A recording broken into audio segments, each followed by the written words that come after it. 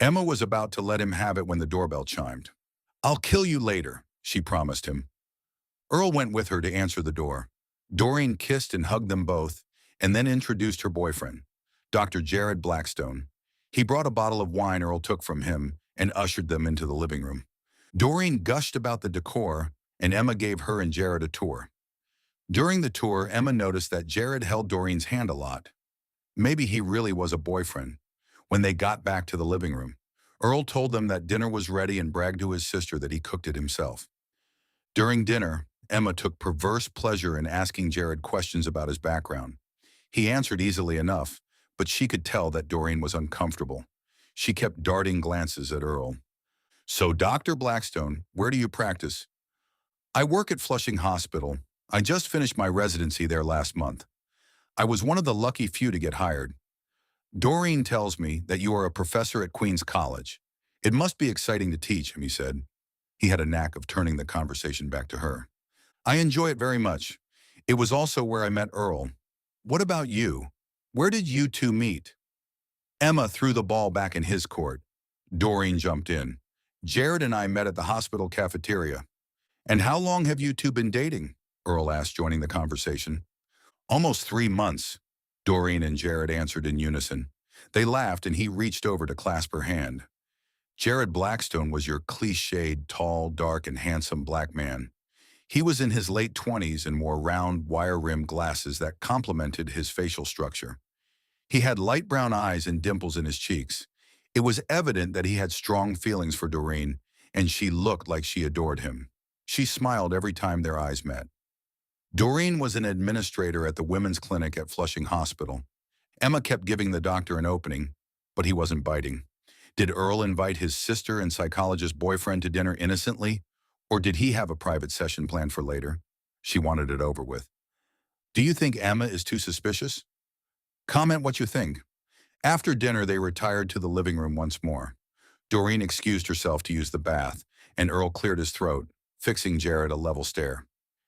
"Jared, I wanted to tell you that my sister thinks highly of you, and I can see that you feel the same," he began. "I have very strong feelings for her, but she wants to take things slow. I already know how I feel, but I'll give her time to catch up." Jared smiled confidently. "Good." He returned Jared's smile with an approving one of his own.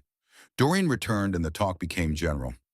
Just when Emma had finally relaxed, Jared asked her a question. He wanted to know how she was sleeping. "Not very well, if you listen to my husband. I've been having nightmares. They were scary at first, just like the abduction. Recently, they have begun to take on a darker feel and more defined." Somehow, she wanted to tell him everything. "How do you mean?" Jared's voice was low and soothing. Emma took a deep breath. "Well, at first they were of me being grabbed from behind and thrown into a dark room, like the first time.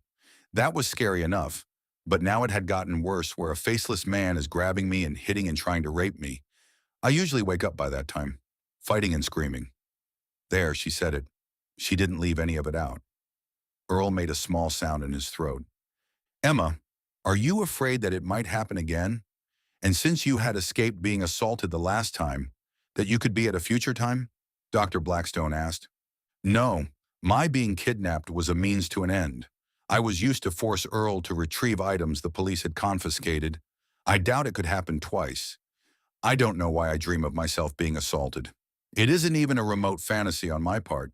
Faced with the possibility, I think I would rather die than to let that happen.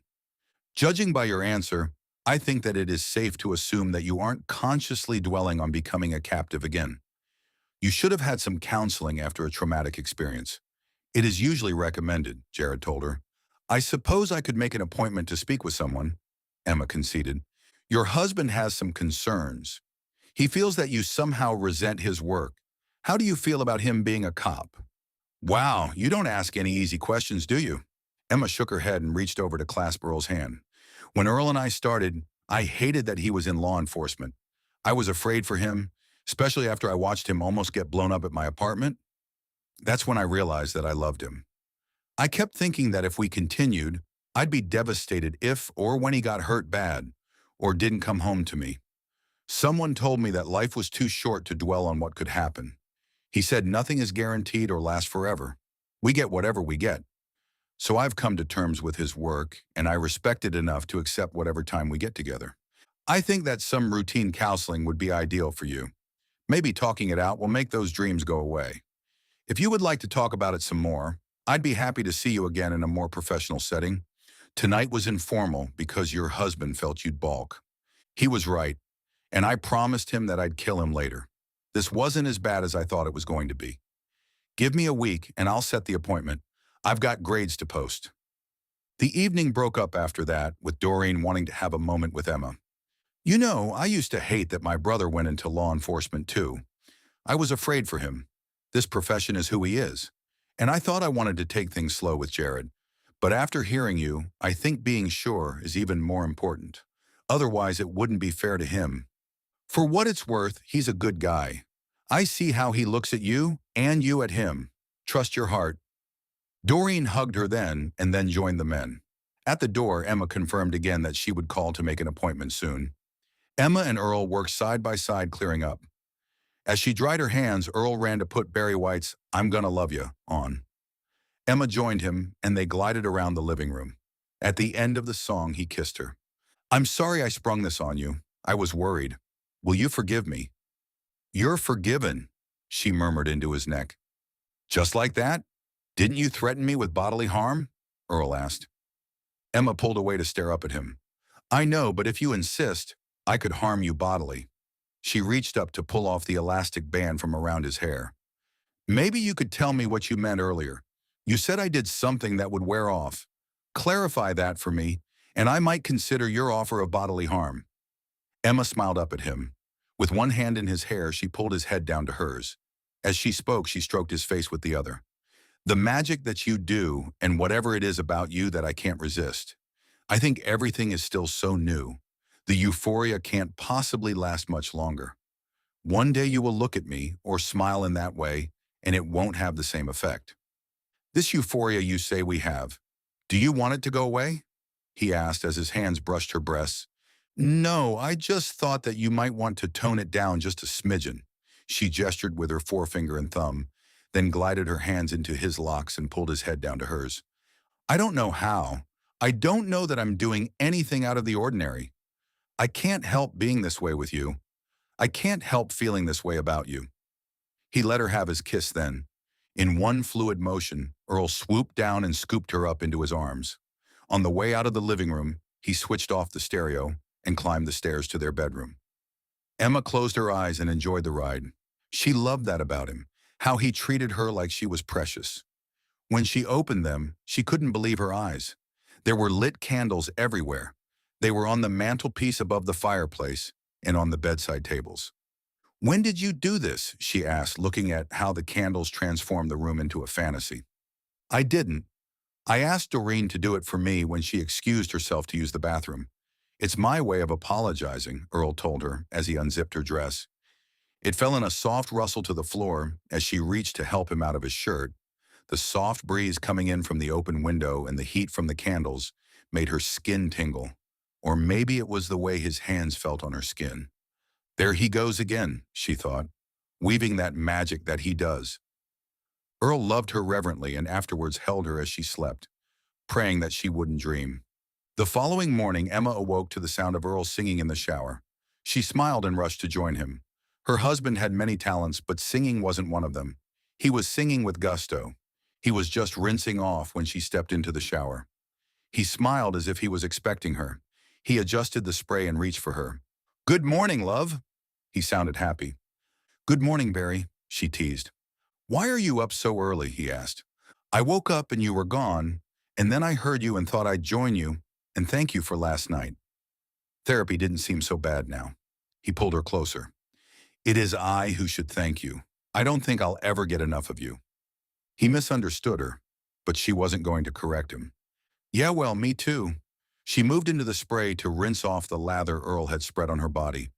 She enjoyed showering with him, but Earl was all business.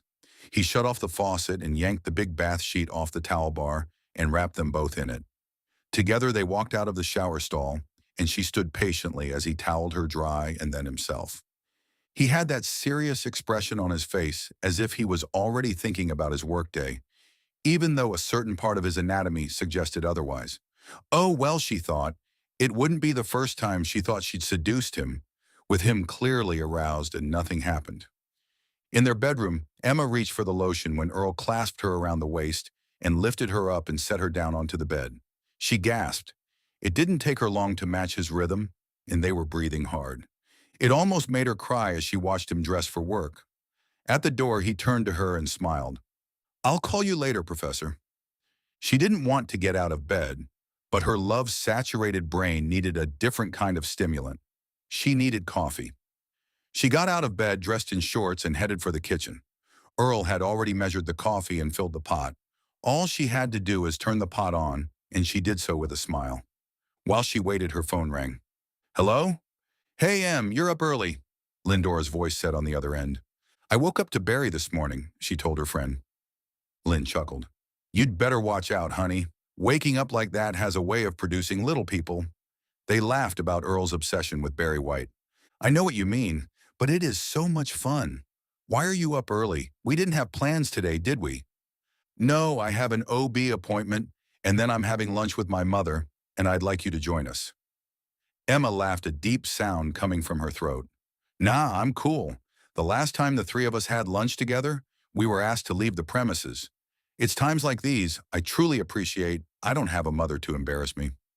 And here I thought you were my best friend. I had seriously been thinking of naming my baby after you if it is a girl, but now I see your true colors shining through. Forget it. I'm heartbroken, Lynn. Truly. I'll see you tomorrow. Emma hung up quickly. She picked up the phone again to call her ex-mother-in-law. It's Friday and she arranged to pick up her daughter later. She would be civil to Emily and chat with Henry. Since her marriage, Emily had been more civil, but the last conversation she had with the woman had left a bad taste in her mouth. Emily had suggested she urge Earl to locate her father.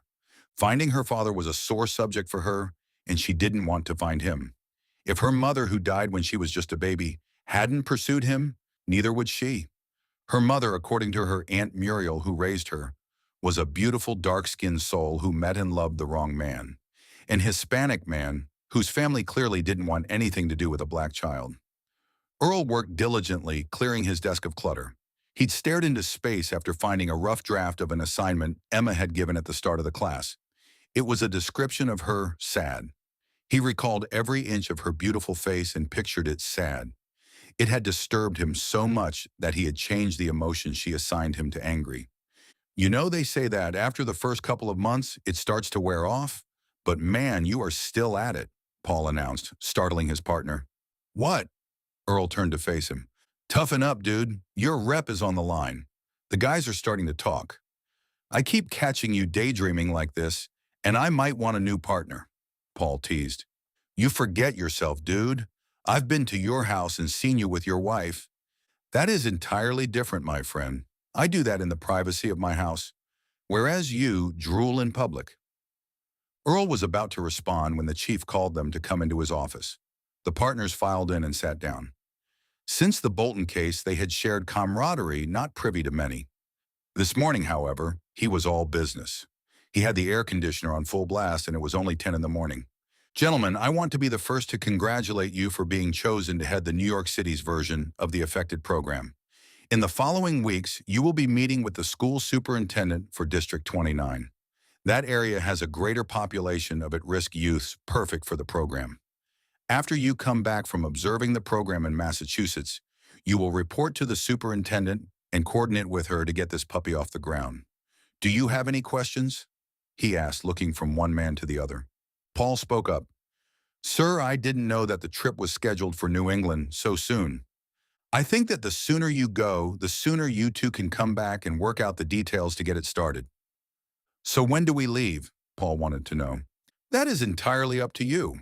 You are both off department duty and fully on this project as of now, the chief informed them, tapping on his desk with his finger. Paul and Earl nodded and left the office. Earl wasn't entirely sure he wanted to be around a group of young teenagers and told his partner so. Paul laughed at him. He didn't think it would be a problem, especially since he was the father of two rambunctious boys. So you won't mind being away from the hustle and bustle? Earl asked. What hustle and bustle? Man, if we hadn't caught the Washington case, we'd be here sitting on our asses. I like being busy, and it would be a change for us too. We could do some good with these kids. If we see this through, maybe we could save a couple of those kids from a life of crime, drugs, and violence. I suppose you're right about that, Earl answered. Now it was just a matter of planning their trip, and this puppy, as the chief coined it, would be off the ground. The partners decided that they would go as soon as school was out for Emma.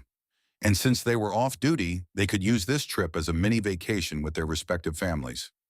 Paul suggested that they book a hotel for their stay and see the sights. His boys would love it, and he was sure Samantha would too. The partners worked steadily for the remainder of the day, making sure all reports were in before they left for the day. Earl found another note in his mailbox. He questioned the clerk who took care of departmental mail and was told that he didn't know where the mail came from and that he was just doing his job. Earl decided that he would let his partner in on them at a later date. He just wanted to go home. It was 4 in the afternoon when Emma heard the lawnmower in the backyard. She was changing the bed linen in Samantha's bedroom while Sam was folding the laundry they'd just done. She looked out the window and caught a glimpse of Carlos. He was oblivious to the world as he had his headphones on.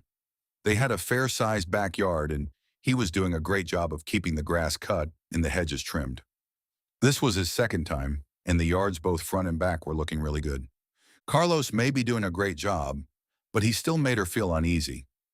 Emma stayed inside until he was done, and then made sure he had driven away before letting Sam out.